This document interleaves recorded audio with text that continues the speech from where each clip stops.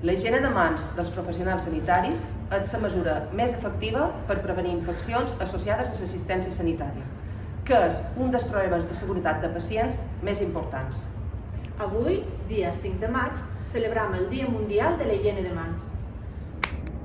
Els centres sanitaris del Servei de Salut estan adherits a la campanya mundial d'higiene de mans que organitza l'OMS. La celebració d'aquest dia forma part d'aquesta campanya.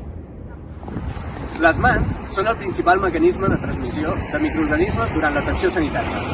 Però sabem en quins moments s'ha de realitzar? L'OMS defineix 5 moments per a l'higiene de mans. 1. Abans del contacte amb el pacient. 2. Abans d'una tasca sèptica.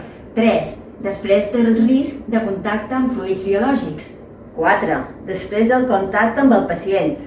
I l'últim, el 5è, després del contacte amb l'entorn del pacient. Els 5 moments són els de major risc en la transmissió de microorganismes. Per a la prevenció de les transmissions, el compliment és la clau. Podem fer higiene de mans amb aigua i sabó o amb solució alcohòlica. L'ús inadequat de guants és el gran obstacle pel compliment de l'higiene de mans. Recorda, l'ús de guants no t'eximeix de l'higiene de mans.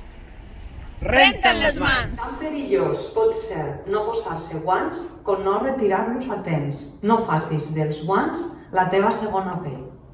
Les ungles pintades, llargues o postisses i els anells o pulseres poden afavorir la proliferació de bactèries a les mans. Evita-ho.